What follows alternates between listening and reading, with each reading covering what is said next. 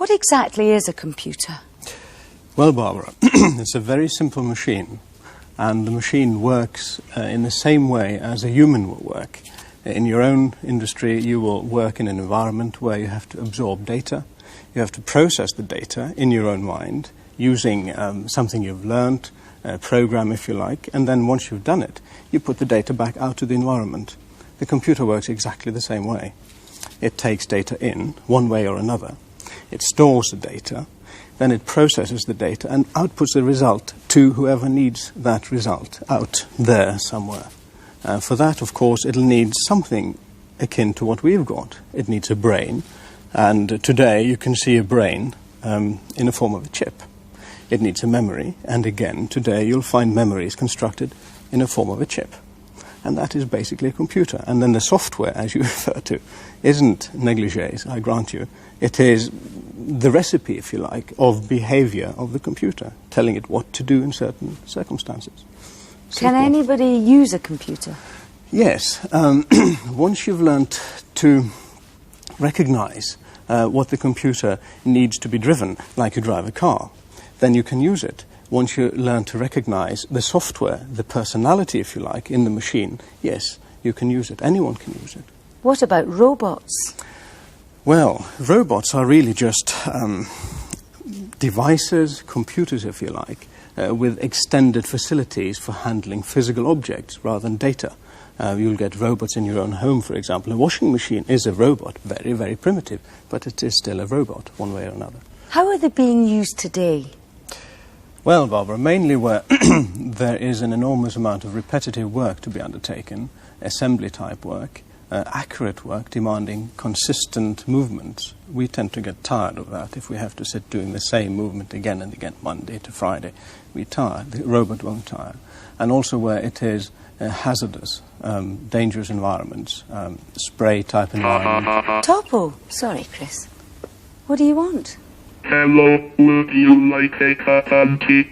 That's very kind of you. Thank you very much. I'm a phone robot. I can't speak. I can't sing. So you can sing. Well, sing us a song then. Let me your answer.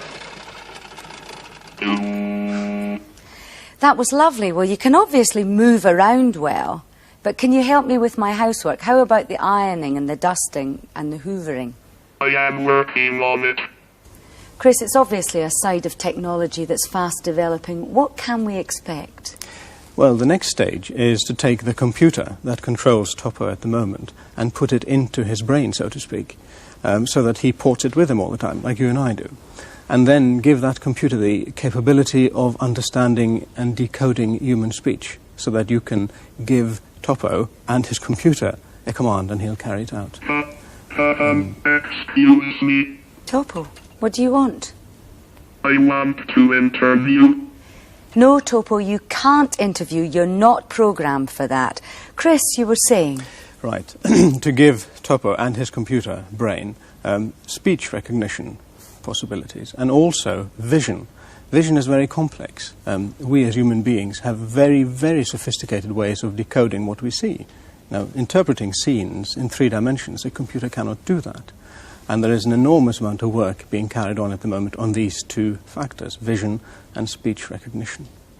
Also in Japan, there is an enormous amount of work carried out on what we call the 5th generation machine, which is capable of remembering experiences and evaluating future action on these experiences. We call them knowledge-based systems because they store up knowledge the same way as you and I, over a long life, will store up knowledge and experience. And that is the future.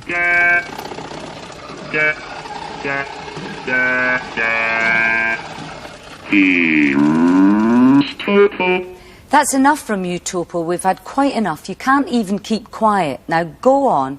I'll see you later. Goodbye.